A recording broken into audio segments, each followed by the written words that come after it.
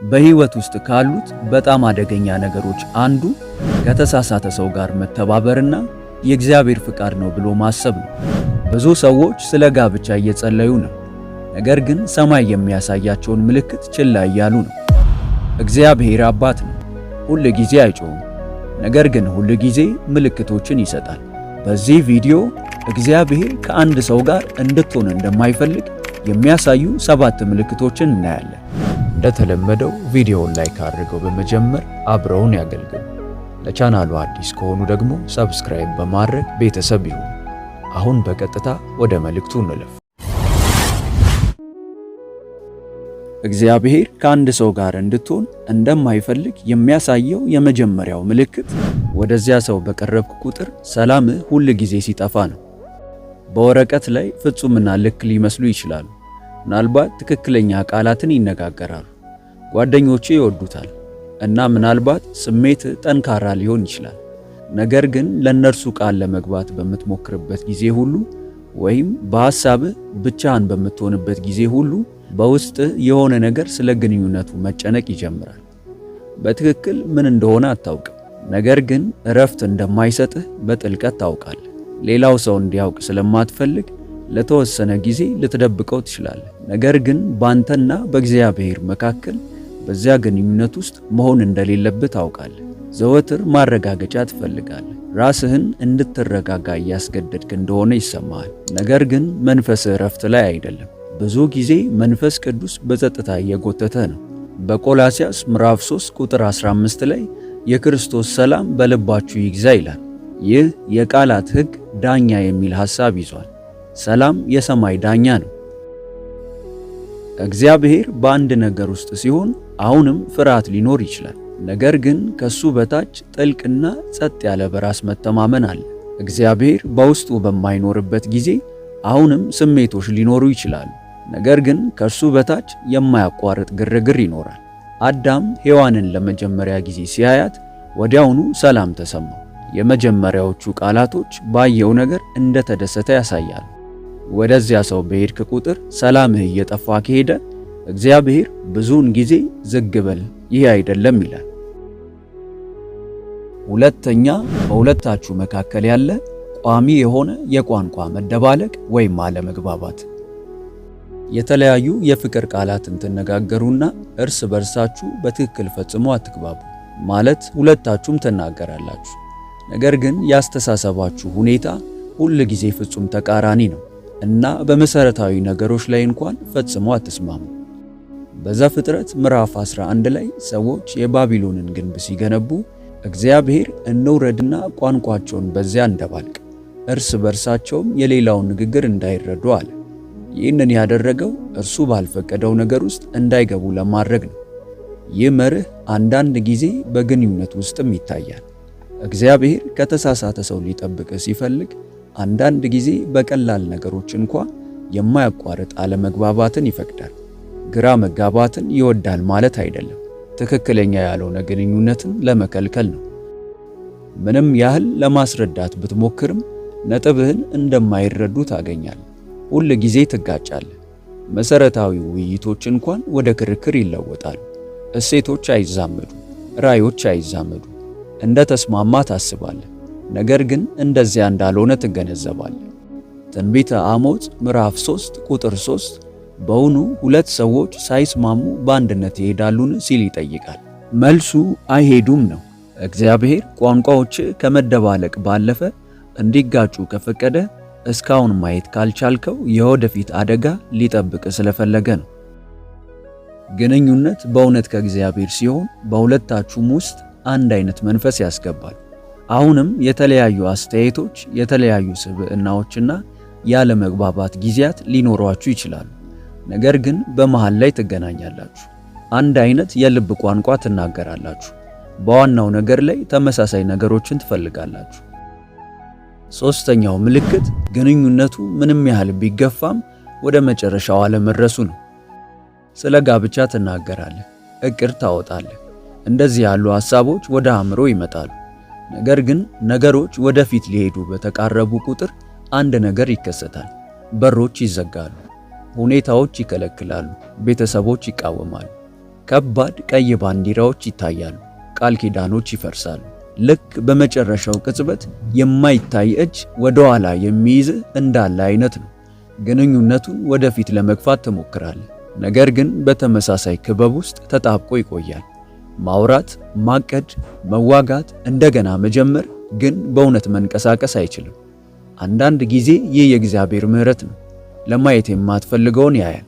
ይህ ጋብቻ በእርግጥ ከተከሰተ የሚመጣው ህመም አሁን ከሚሰማውት ብልሽታ በጣም የከፋ እንደሚሆን ያውቃል።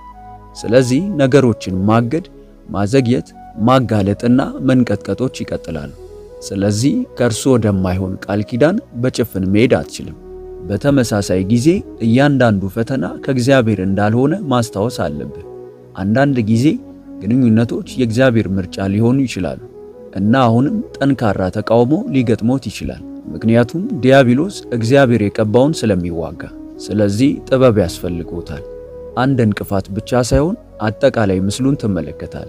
ነገር ግን አንድ ግንኙነት ለዓመታት በክርክር ውስጥ እያለ ቁርጠኝነት በሚፈጠርበት ጊዜ ያለማቋረጥ ሲፈርስና ሌሎችም ምልክቶች ሲታዩ እግዚአብሔር ይህንን ግንኙነት በዘላለም ቃል ኪዳን አላውቀውም ማለቱ ሊሆን ይችላል።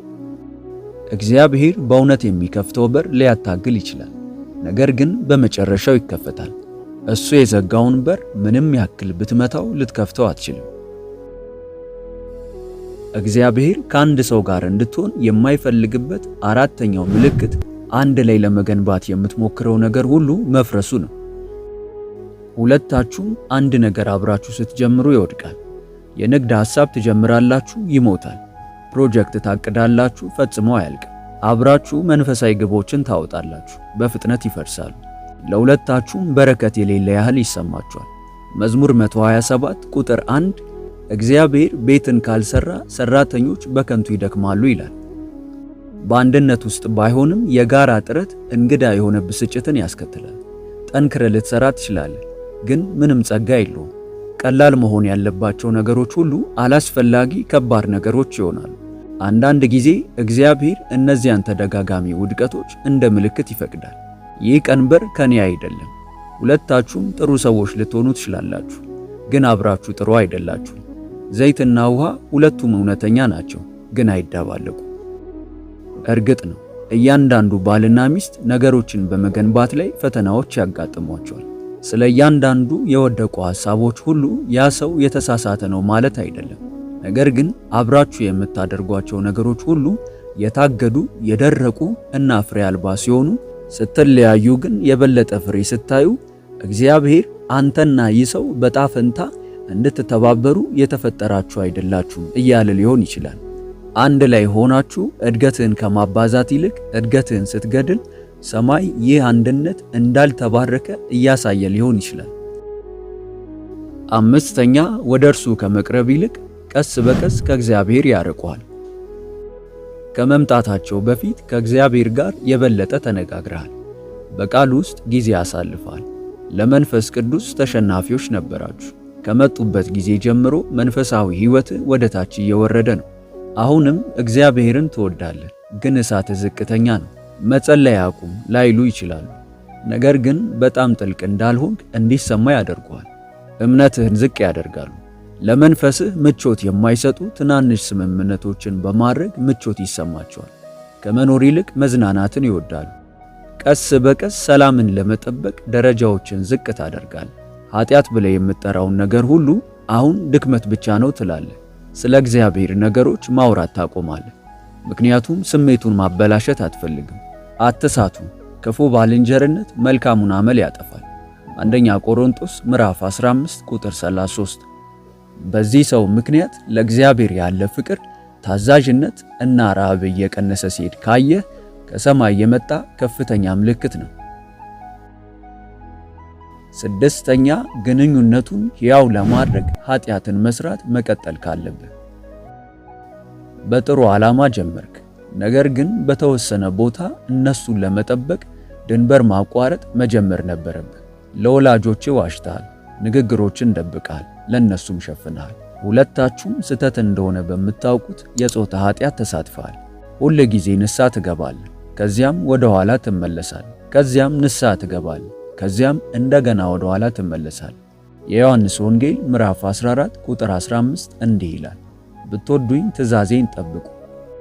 ግንኙነት የእግዚአብሔርን ግልጽ ትእዛዝ እንድትጥሱ ዘወትር ሲገፋፋችሁ ያ ግንኙነት ጣዖት ሆኖባችኋል ማለት ነው። መንፈስ ቅዱስን ቢያሳዝንም እንኳን ያንን ለመጠበቅ ማንኛውንም ነገር ታደርጋል። ሮሜ ምዕራፍ 6 ቁጥር 16 ለምትታዘዘው ባሪያ ትሆናለህ ይላል። እግዚአብሔርን ከመከተል ይልቅ የትዳር ጓደኛን የምትታዘዝ ከሆነ በዚያ የሕይወትህ ዘርፍ የእግዚአብሔርን ቦታ ወስደዋል ማለት ነው። እግዚአብሔርን ክዳችሁ እንድትቆዩ የሚጠይቅ ማንኛውም ፍቅር አይደለም፣ በፍቅር የተለበጠ ባርነት ነው። እግዚአብሔር ሚስጥራዊ ኃጢአት የሚጠይቅ ግንኙነት በፍጹም አይሰጡትም። አለመታዘዝ በመካከላችሁ ያለ መገናኛ ከሆነ እግዚአብሔር የዚያ ነገር ደራሲ አይደለም። እግዚአብሔር ከአንድ ሰው ጋር እንድትሆኑ የማይፈልግበት ሰባተኛው ምልክት እግዚአብሔር አስቀድሞ በልቦ ውስጥ አይሆንም ብሎታል። ነገር ግን ከእርሱ ጋር እንደገና ለመደራደር መሞከራችሁን ትቀጥላላችሁ። በውስጣችሁ ታውቃላችሁ፣ የጸለያችሁበት ቀን ነበር እና ይህ ሰው ለእርሶ እንደማይሆን በግልጽ ተናግሮታል። ምናልባት በሕልም አሳይቶታል፣ ወይም ደግሞ በቃሉ ተናግሮታል፣ ወይም ደግሞ መንፈስ ቅዱስ ይህንን ሰው ተውት ብሎ በሹክሹክታ ተናግሮታል። አለቀስክ፣ ጥፋተኛ እንደሆንክ ተሰማ። እንዲያውም ጌታ ሆይ እተወዋለሁ ብለህ አልክ። ከዚያም ሳምንታት አለፉ፣ ስሜቶች ተመለሱ፣ ብቸኝነት ተመልሷል፣ ጥሩ ትዝታዎች ተመለሱ። አሁን እግዚአብሔርን ተመሳሳይ ጥያቄ እየጠየክ ነው፣ እሱ ሐሳቡን እንደሚለውጥ ተስፋ በማድረግ ምክንያቱም የራሳችሁን ሐሳብ መለወጥ አትፈልጉ። መጽሐፍ ቅዱስ እግዚአብሔር ይዋሽ ዘንድ ሰው አይደለም ይላል። እሱ ያልተረጋጋ አይደለም። አይሆንም ካለ ታሪኩን በሙሉ ስለሚያይ ነው።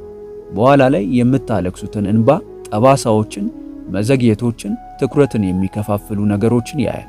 የእሱ አይሆንም ጥበቃ እንጂ ቅጣት አይደለም። ሳምሶን ከደሊላ ጋር ማስጠንቀቂያ ተሰጥቶታል። ምልክቶችን አይቷል፣ ተሳለቁበት፣ ጠይቀውታል፣ ተላልፎታል፣ ግን ቀረ። በመጨረሻም አስደሳች ሆኖ የተሰማው ግንኙነት አይኖቹንና ኃይሉን ያሳጣው ወጥመድ ሆነ። እግዚአብሔር አስቀድሞ መልስ ሲሰጥህ የበለጠ ጾም ፍቃዱን አይለውጥም። በእውነት የማንን ፍቃድ እንደምትፈልግ ብቻ ያጋልጣል። እሱ አይሆንም እንዳለ ካወቅ ልብህ መጀመሪያ ላይ ቢጎዳም እንኳ በጣም አስተማማኙ ነገር መታዘዝ ነው።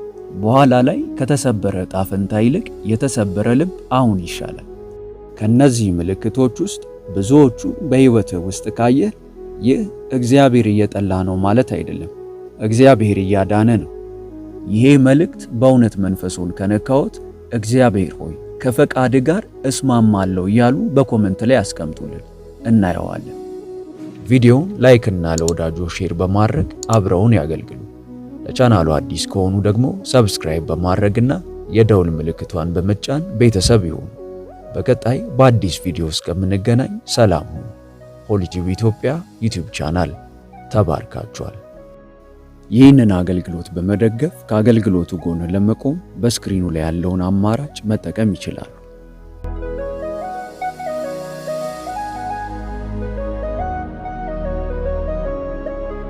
በይበልጥ በመንፈሳዊ ሕይወቶ እጅግ የሚበረቱባቸውና መንፈሳዊ ረሃቡን የሚጨምሩ ትምህርቶች እንዲሁም የጸሎት አገልግሎት በየቀኑ እንዲደርሱ ሰርቫንት መልካሙን ጌታ በማለት የፌስቡክ እንዲሁም የቲክቶክ አካውንታችንን እንዲሁም ሆሊቲዩብ ኢትዮጵያ ብለው ሰርች በማድረግ የቴሌግራም ቻናላችንን ይቀላቀሉ።